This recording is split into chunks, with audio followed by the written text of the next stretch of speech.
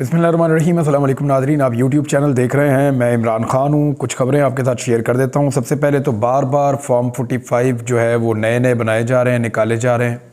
Form 47 जो हैं वो भी नए नए बनाए जा रहे हैं, यानी नवाज शरीफ के 2 मरतबा बनाए गए। कुछ और हल्कों में हैं वो खबरें आ रही हैं कि वो भी 2-2 मरतबा बनाए गए। अभी NA56 से खबर आई है कि पहले एक फॉर्म 47 जारी किया गया, फिर दोबारा दूसरा फॉर्म 47 जारी किया गया। पहले वाला ठीक नहीं बना, गलतियां दूर की गई। तो इतनी उजलत वाले इलेक्शन और ऐसे बेज़ाब्तगियों और बेकायदगियों वाले इलेक्शन तो ना कभी सुने और ना कभी देखे। यानी इतनी धांधली और इतनी अंधी धांधली तो पाकिस्तान की तारीख़ में कभी नहीं हुई जो अब हो चुकी है।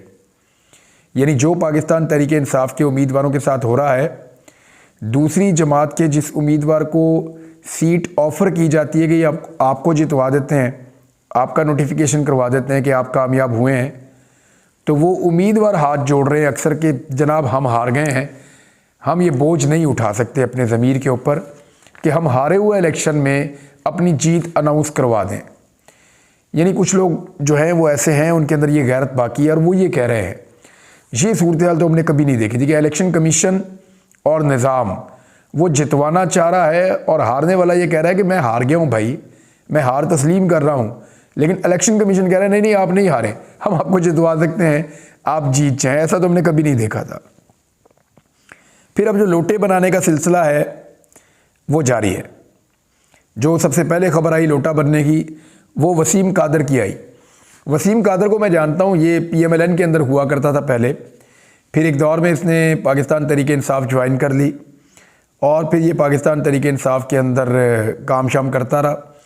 बाद में इसको टिकट दिया गया शेख रोहेल असगर के मुकाबले में, गालिबन NA121 है, वहाँ से इसको टिकट दिया गया, ये वहाँ से इलेक्शन जीत गया।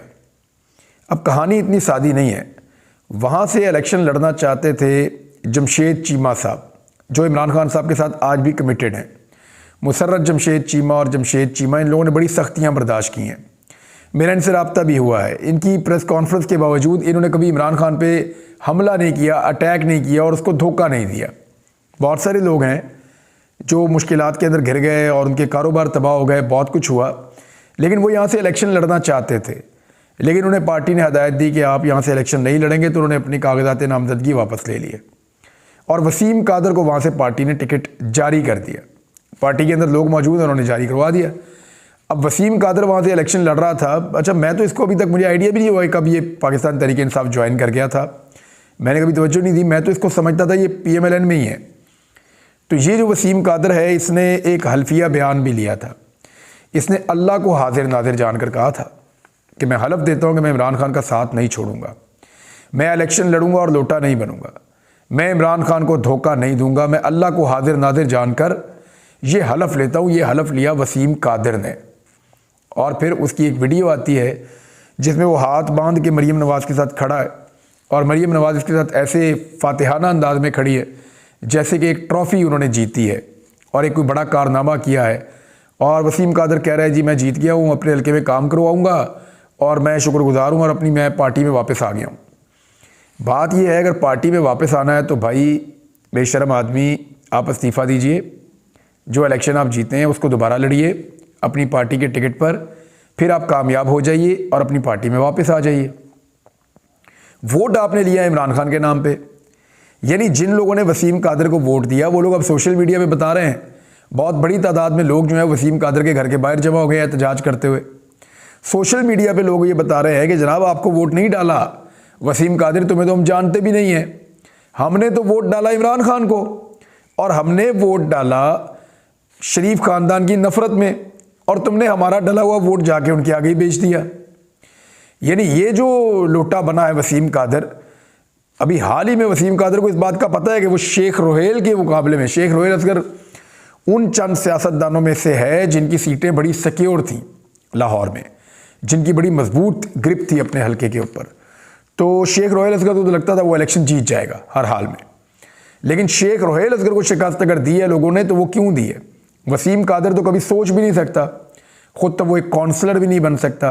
तो एक्चुअली वसीम कादर का मामला ये था कि उसका अपना वोट तो था नहीं, वो इमरान खान का वोट उसको पड़ा। शरीफ खानदान की नफरत में उसको वोट पड़ा, नून लीग की मुखालफत में उसको वोट पड़ा, पीडीएम की मुखालफत में उसको वोट पड़ा, लेकिन वही वसीम कादर जाकर उनकी गोद में बैठ गया। अब मजबूरी क्या रही होगी ये तो सब अपनी जगह पे है, लेकिन इस शख्स ने बयान हल्फी दिया था, इसने हलफ उठाया था अल्लाह ताला को हाजिर नाजिर जानकर। अब ये तो अल्लाह ताला का मामला है, हमारा इंसानों का तो है नहीं। एक आदमी झूठा हलफ उठाता है तो उसके साथ मेरा रब क्या करता है वो तो सारी दुनिया देखेगी, और सबको पता चल जाएगा कुछ अरसे में या आने वाले वक्त में कि ये वसीम कादिर इसने कितना घाटे का सौदा किया, और इसने एक्चुअली क्या किया कि पब्लिकली इसने अल्लाह को हाजिर नाजिर जानकर इसने हलफ लिया, लोगों को धोखा दिया और लोगों से वोट लेने के बाद उनका वोट बेच दिया। जितना वोट इसको पड़ा है उतने लोगों की ये बदुआएं लेगा। अब ये जो वसीम कादिर है ये PMLN में तो चला गया है, लेकिन क्या ये इस सीट के ऊपर रह पाएगा, ये बड़ा सवाल है। सबसे पहले बात करते हैं कि ये हुआ क्यों। यही वो खेल है जो सुप्रीम कोर्ट ऑफ पाकिस्तान में काजी फ़ाइज़ ईसा साहब की सरबराही में एक बेंच ने खेल दिया था। यानी इसका अगर आपने शुक्रिया अदा करना है तो चीफ जस्टिस ऑफ पाकिस्तान का शुक्रिया अदा कीजिए। जितने लोटे बनेंगे उसकी जिम्मेदारी सुप्रीम कोर्ट के उस फैसले पर भी आती है।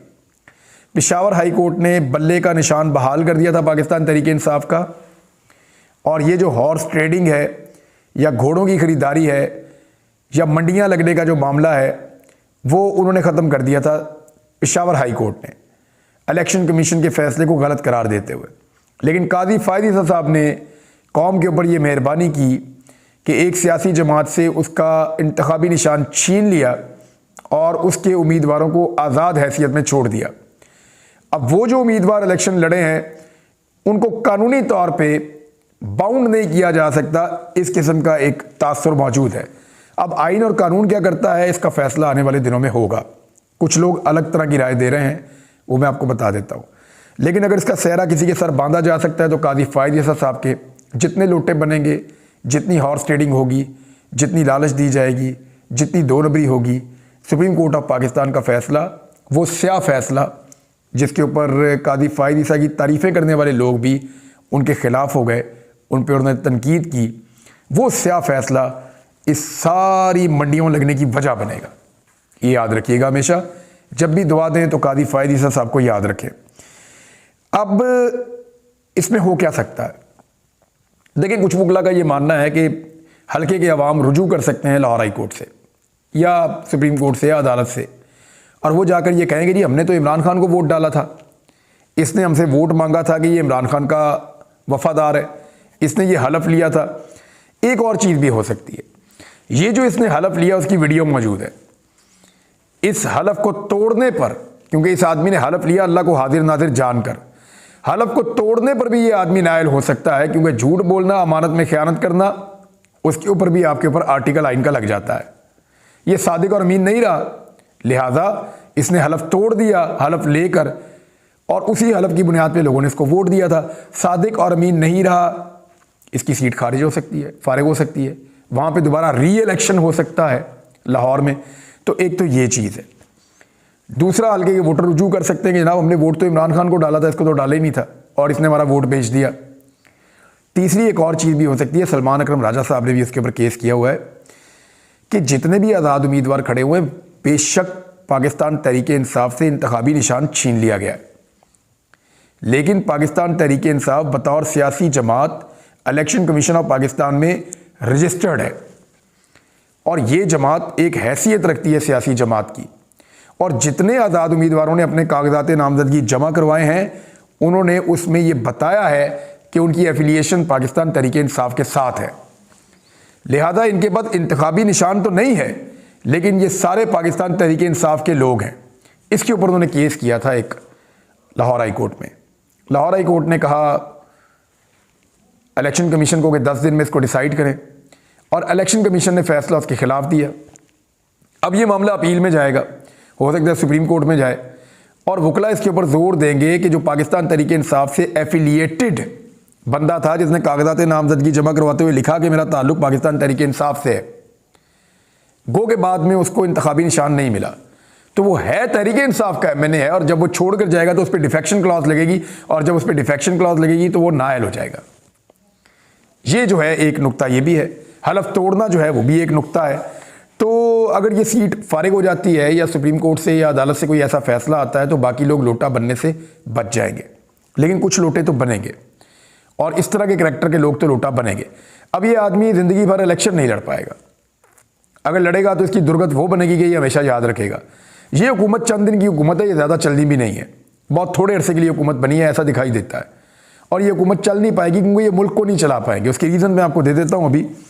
लेकिन शहबाज गिल साहब ने एक दावा किया, उन्होंने कहा कि उनके 4 MNAs उठा लिए गए हैं और उनको नून लीग ज्वाइन करने के लिए मजबूर किया जा रहा है।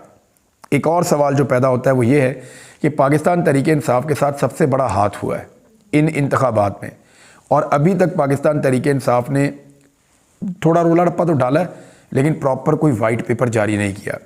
तहरीक इंसाफ को आलमी मीडिया को बुलाना चाहिए, लोकल मीडिया को बुलाना चाहिए, एक प्रेस कॉन्फ्रेंस बड़ी तगड़ी अनाउंस करनी चाहिए और उसके अंदर तहरीक इंसाफ की क़यादत को बैठकर पूरा एक वाइट पेपर जारी करना चाहिए और बताना चाहिए कि किस किस हलके में कैसे कैसे धांधली हुई, कितनी सीटें उनकी छीनी गई और अदालतें इसमें क्या रोल प्ले कर सकती हैं और उनकी हिकमत अमली क्या होगी। पूरा एक वाइट पेपर जारी करना चाहिए ताकि पूरी दुनिया को पता चले कि किस लेवल की रिगिंग हुई है, किस लेवल की धांधली हुई है। ये पाकिस्तान तहरीक इंसाफ को वाइट पेपर के ऊपर काम करना चाहिए। अपने अपने तौर पे अगर अलग अलग उम्मीदवार लगे रहेंगे तो अच्छी बात है, वो अपना सीट वापस लेने की कोशिश कर रहे हैं, लेकिन जब तक पूरी पार्टी एक ब्रॉडर पिक्चर पेश नहीं करेगी दुनिया के सामने तब तक ये मामला एक्सपोज नहीं होगा, चाहे हुकूमत बनाए या नहीं बनाए। नवाज शरीफ साहब को बहुत गैरत दिलाने की कोशिश कर रहे हैं उनकी पार्टी के लोग। मिफ्ता इस्माइल ने बड़ा जोर लगाया, मोहम्मद ज़ुबैर ने बड़ा जोर लगाया। पार्टी के अंदर बहुत सारे लोगों की ख्वाहिश है कि मियाँ साहब आप अपोजिशन में जाकर बैठे हैं, इमरान खान को हुकूमत बनाने दें। वो जीत चुके हैं इलेक्शन, लेकिन मियाँ नवाज शरीफ साहब बज़िद हैं कि उन्होंने हुकूमत बनानी है। बहुत सारे लोग बार बार कह रहे हैं, और हुकूमत बनाने के मामले में अभी जो सूरत हाल है, पाकिस्तान पीपल्स पार्टी और नून लीग की मुलाकात हो गई है। शहबाज शरीफ साहब अपने चंद साथियों के साथ, एयाज सादिक थे उनमें, साद रफ़ीक थे, मरियम औरंगज़ेब थी, कुछ और लोग थे, उनके साथ वो पहुँचे जरदारी साहब से मिलने के लिए। वहाँ पे बिलावल और जरदारी और बाकी लोग थे। तो एक मीटिंग हुई है शहबाज शरीफ की आसिफ अली जरदारी और बिलावल जरदारी से, और उस मीटिंग के अंदर उन्होंने तय किया है कि हुकूमत बनानी है मिलकर। अब जब ये हुकूमत मिलकर बनाएंगे तो ये कौन सी हुकूमत बनने जा रही है? ये वही हुकूमत बनने जा रही है जो 10 अप्रैल 2022 को बनी थी। उस वक्त PDM की हुकूमत बनी थी, MQM शामिल थी, फजलुर रहमान शामिल थे और पीपल्स पार्टी थी और PMLN थी। ये 4 बड़ी पार्टियाँ उसके अंदर थीं। फिर बलूचिस्तान अवामी पार्टी और दीगर कुछ लोग थे। ये बिल्कुल एग्जैक्टली वैसी हुकूमत दोबारा बनने जा रही है, यानी पीपल्स पार्टी, PMLN, MQM और फजलुर रहमान की पार्टी। ये तो तय हो चुका है ना कि ये 4 पार्टियाँ उसके अंदर शामिल होंगी। अब ये PDM की जमातें मिलकर दोबारा से PDM की हुकूमत ही बना रही हैं। इनकी कारकर्दगी कैसे मुख्तलिफ हो सकती है? यानी जैसी कारकर्दगी इन्होंने पहले दिखाई, मिसाल के तौर पे जब ये 10 अप्रैल को आए तब से लेकर जिस दिन ये अगस्त के महीने में वापस गए तब तक इन्होंने जो तबाही फेरी 1.5 साल के अंदर इस मुल्क में, पूरा पाकिस्तान उसका गवाह है। मईशत को इन्होंने तबाह कर दिया, महंगाई को ये 40% तक ले गए, डॉलर की कीमत ये 300 तक ले गए, पेट्रोल की कीमत को ये 300 से ऊपर ले गए। इन्होंने पाकिस्तान में कोई ऐसा एक शोबा नहीं है जिसको इन्होंने पूरी तरह तबाह बर्बाद ना किया हो। हर चीज़ को बर्बाद करने के बाद इन्होंने हुकूमत छोड़ी, फिर निगरान हुकूमत आ गई। अब PDM ने इतनी बड़ी तबाही फेरी कि अवाम ने इनके खिलाफ वोट डाल दिया। वो इनका 1.5 साल उसकी कारकर्दगी इनकी तबाही का बायस बना। अब दोबारा से एग्जैक्टली वही हुकूमत बन रही है। अब अगर हुकूमत बिल्कुल वैसी बन रही है तो कारकर्दगी उससे मुख्तलिफ कैसे होगी? देखें, मसला ये है कि अवाम को इन पर एतमाद नहीं था। जब अवाम में और हुकूमत में एक गैप पैदा हो जाए तो मईशत नहीं चल सकती। अवाम में और हुकूमत के अंदर बदएतमादी पैदा हो जाए तो मईशत नहीं चल सकती उस मुल्क की। तो पहले तो ये फिर भी कुछ वोट शोट लेकर आए हुए थे 2018 के इंतखाब में, और इन्होंने एक हुकूमत बना ली, इमरान खान की हुकूमत गिरा के, जैसे भी साजिश करके गिराई इन्होंने। लेकिन अब तो इनके पास वोट भी नहीं है। अब तो ये चोरी के मैंडेट के साथ आ रहे हैं, और चोरी का मैंडेट मैं नहीं कह रहा, वो तमाम सहाफ़ी भी कह रहे हैं जिनका PMLN के साथ, पीपल्स पार्टी के साथ बड़ा गहरा और अच्छा ताल्लुक है। जो सीटें इमरान खान की छीनी गई हैं उनमें से लगभग 40 सीटें नून लीग को दिलवा दी गई हैं, कोई 20 के करीब सीटें पीपल्स पार्टी को दिलवा दी गई हैं, और दर्जन के करीब सीटें जो है वो MQM को दिलवा दी गई हैं। फजल रहमान साहब को भी उसमें से सीटें दिलवाई गई हैं। इमरान खान की जितनी सीटें, कोई 80 से करीब उनकी सीटें उनकी छीनी गई हैं और वो सीटें इन पार्टियों के अंदर बांट दी गई हैं। तो ये चोरी के मैंडेट के साथ आ रहे हैं। इस मरतबा तो अवामी सपोर्ट बिल्कुल भी नहीं होगी इनके साथ। तो वही पीडीएम की हुकूमत दोबारा बन रही है, उसकी कारकर्दगी पहले से ज़्यादा बुरी होगी। मैं आपको वक्त से पहले बता रहा हूँ। बताने की वजह यह है कि पहले तो अवाम के अंदर इनकी थोड़ी बहुत एक्सेप्टेंस थी, इस मरतबा तो अवाम के अंदर इनकी कबूलियत बिल्कुल नहीं होगी और बग़ैर कबूलियत के, अवाम के साथ हमांगी हुए बगैर ये पाकिस्तान की मईशत को नहीं चला सकते। ये वही हुकूमत है जो आपने 1.5 साल देखी, ये वही हुकूमत दोबारा बनाई जा रही है। अवामी एतमाद इसके पास नहीं है। पहले तो थोड़ा बहुत मैंडेट था, अब तो अवाम इनके बिल्कुल ही खिलाफ हो गई है। इनकी नफरत में लोगों ने इमरान खान को वोट डाला था। अगर यही आकर बैठ जाएंगे तो पब्लिक नाराज़ होगी, ये हुकूमत नहीं चल पाएगी, इकॉनमी नहीं चलेगी, मुल्क नीचे जाएगा। 1.5 साल के तजर्बे से मेरे ख्याल में दिल नहीं भरा पाकिस्तान का और पाकिस्तान को चलाने वालों का। एक मरतबा फिर तजर्बा किया जा रहा है। ये तजर्बा किसी सूरत भी कामयाब नहीं होगा, मैं आज आपको बता रहा हूँ। और एक वक्त आएगा कि इमरान खान से दरख्वास्त करनी पड़ेगी कि आप संभालिए, लेकिन तब तक बहुत देर हो गई होगी। पाकिस्तान से कुछ ऐसे फ़ैसले करवाए जाएंगे ये हुकूमत बनाने के बाद, जिन फ़ैसलों पे मैं आने वाले दिनों में बात करूँगा। बहरहाल अब तक के लिए इतना ही। अपना ख्याल रखिएगा, अपने इस चैनल का भी। अल्लाह हाफ़िज़।